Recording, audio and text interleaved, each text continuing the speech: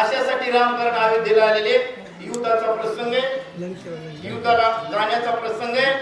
पण एक विशेषता बघा, ज्या घरातली माऊली अतिशय चतुर असते, हुशार असते, शांत असते, संयमी असते का, त्या घरातलं वातावरण जरा वेगळं असतं.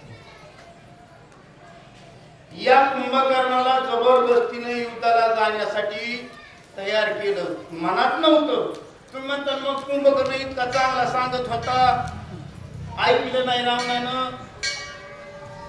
कोण कुणाचं ऐकत असतं याला मी काही वर्म सांगितले. कोणी कुणाचं ऐकावं, सांगणारा सुद्धा त्या लायकीचा पाहिजे, तेव्हा समोरचा ऐकल.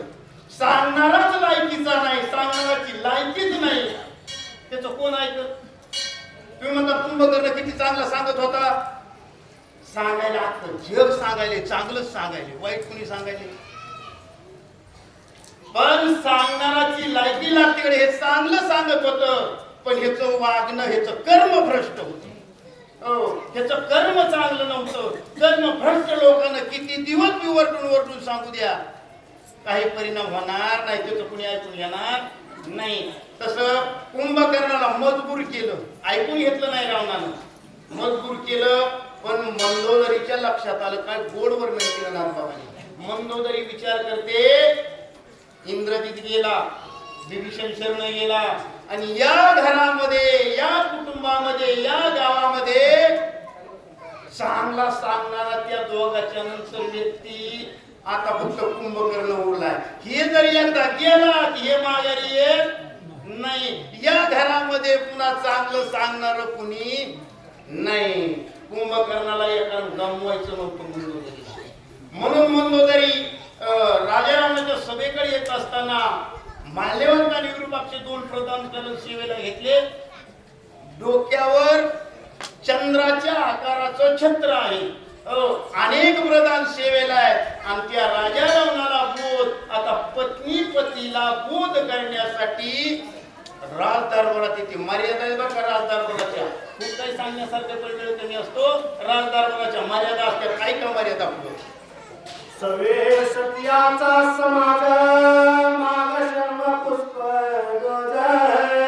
राजपत्नीची गमन दावित सहज सोय चाले, दावित सहज सोय चाले. राजपत्नीचं चालणं कसं असावं, ही मंदोदरी दाखवू लागली. खूप सख्यामध्ये, कारण त्या सेविका बरोबर आहे, पाठीमागे खूप कारण सेवक बरोबर आहे, पण चालत असताना चालण्याचे काही प्रकार सांगितले. त्याला साधू संतांनी शास्त्राने त्याला उपमा दिल्या, पादऱ्या दिल्या. हंसगती, पद्मिनी, हस्तिनी, चित्रिनी असे त्याच्या उपाध्या आहेत बरं का. तर हंसाच्या गतीनं मंद मंद पावले टाकी. माणसाचं चालणं काही शिकून जातंय माणसाला. माणसाचं चलणं सुद्धा त्याच्या लक्षणामध्ये मोडतंय. चलणं सुद्धा कोणत्या लक्षणात नाही, त्या लक्षणावरून माणूस ओळखू येतो बरं का. आणि तसं मंदोदरी मंद मंद पावलं टाकीत टाकीत राजसभेकडे येऊ लागली. मला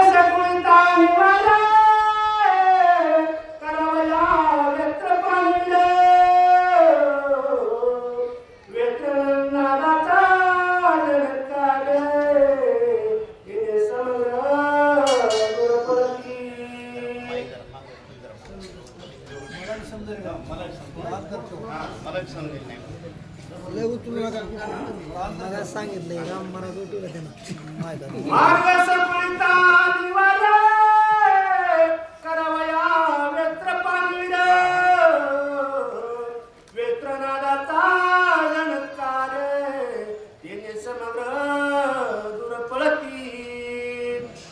स्वतःच्या कुळीचा उद्धार करण्यास किंवा वायुदेव वार, अर्थात आपल्या साध्या भाषेमध्ये वार जसं निसर्गाला स्वच्छ करण्यासाठी ज्या पद्धतीनं चालतं, आणि तसंच कारण मंदोदरी स्वतःच्या कुळाचा उद्धार करण्यासाठी किंवा स्वतःच्या कुळाचं भलं करण्यासाठी, स्वतःच्या घराचं भलं करण्यासाठी मंदोदरी निघाली.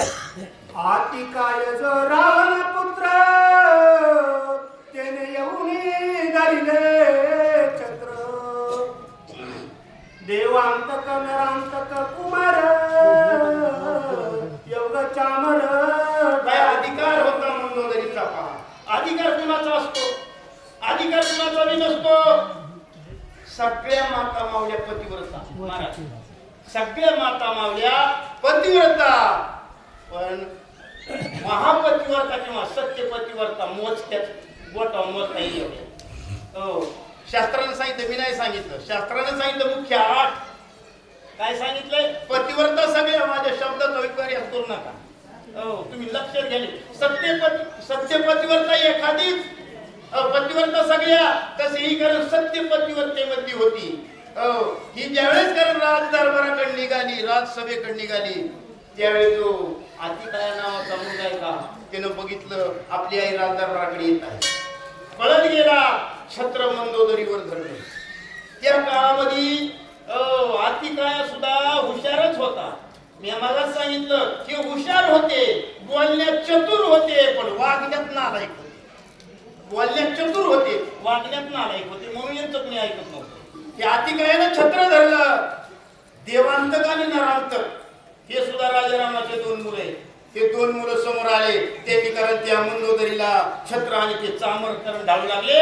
आशिकीकरण मंदोदरी येऊ लागली. जे सतीत्वाचे निजभूषण जय रामाचे मंडन ते मंडोदरी आपण सभास्थान पावली. जे सतीत्वाचे भूषण, नाथबाबांनी तिला सतीत्वाचं भूषण ही पदवी दिली. मी त्यासाठी सांगितलं पतिव्रता सगळ्या, पण सत्यपतिव्रता मोजक्याच. तशी सत्यपतिव्रता होती. आणि राजा रामाच्या कुळाचं भूषण मंडन होतं, सगळ्यात मुख्य होती, विचारवान होती. हिचा पती जरी विचित्र होता, पण याची पत्नी सुशील होती, ज्ञानी होती आणि सत्यपतिव्रतेचं आचरण करणारी होती. कसं असतंय, काही कुटुंब आईच्या पुण्याने चालत असतं आणि काही कुटुंब बापाच्या पुण्याने चालत असतं. बरं का, घरामध्ये कुणीतरी एखादा पुण्यात्मा असल्याशिवाय कुटुंब व्यवस्थित चालत नाही. तसं यांच्या कुटुंबाचाही कारण एक ध्वज होता, एक मुख्य होती. अशी ती हंसगतीनं चालत लावण्यासहित राजारामाच्या दरबारात आली. आल्यानंतर काही मंदोदरी शोभायमान प्रवेशली सभास्थान तिशी देखोनी दशानन दे आलिंगन आती प्रीती. नाथबाबाचं रामायण बार काही नाही. ज्यावेळेस मंदोदरी राजसभेत आली, अतिशय शोभायमान, नाथबाबांनी शब्द घातला, शोभायमान. मला सांगा, आपल्याकडे दमडी नाही, काय झाला, दमडी नाही, पण लोकांच्या लग्नात नटू नटू बेदात आहे का दमडी? पण लोकांच्या लग्नाला जायचंय का नटू नटू बेदात. दादा बऱ्या जवळचं नसलं तर शेजारणीचं मागून आणि काय, पण घालून नटलच. परिस्थिती सांगायची परिस्थिती ही राजारामाची पत्नी होती. 80,000 एक सर्वश्रेष्ठ होती, पट्टराणी होती. आणि राजारामासारखा श्रीमंत तर आणखीन जगात जन्माला आहे. धनवान त्याच्यासारखा कुणी, त्याच्यासारखा धनवान आणि जन्माला नाही. आणि मग अशा राजारामाची पत्नी सदरी नसेल का, नटली नसेल का? नाथबाबांनी शोभायमान शब्द त्याच्यासाठी घातला. अतिशय शोभायमान, नटून थटून राजसभेत आली. आणि आल्यानंतर राजारामानं बघितलं, अचानक स्वारी राजारामानं सन्मान केला. राजाराम किती बिरपट होता, पण बायकोबद्दल त्यानं सन्मान केला, आलिंगन दिलं. आणि आलिंगन दिल्यानंतर काही रत्न प्रेम की अपना पाशी पैसावली जपलीयसी कोण कार्य तू आलीसी ते मज पाशी शीघ्र सांगे. कर्तव्य सांगितलं या ठिकाणी नाथबाबांनी, पतीचं सुद्धा.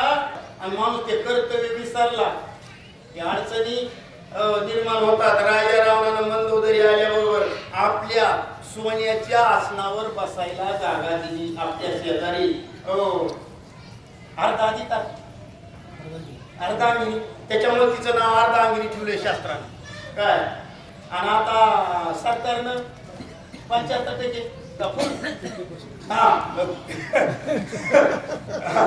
तस स्वतःच्या सिंहासनावर आरच्या वाटेची मालक आहे ना, ती स्वतःच्या सिंहासनावर बसविलं आणि बसून गोड शब्दात विचारलं, राणीसाहेब येण्याचं प्रयोजन काय सांगितलंय? प्रधानासहित सपुत्र येते आणि साती सत्वर येतात त्याचा विचार तो सांग समग्र मज पाशी. राजारामानं प्रश्न केला, गोड शब्दामध्ये विचारलं. मंदोदरी आजपर्यंत राजसभेत येत असताना एवढा लावा जमा घेऊन कधी आलेली नाही. अरे तुझे मुलं, सेविका, दास दासी सर्व हाती काय सेवेला आहे, देवांतक नरांतक सेवेला आहे. इथं एवढ्या विशेषतेने आलीस म्हणजे काहीतरी विशेषच काम असावा, काहीतरी एक वर्म बघून काम असावा, किंवा या राजकारणामधलं काहीतरी महत्वाचंच काम असावा म्हणून आली असतील. पण काय तुझं काम आहे ते आता सांग असं. बघितलं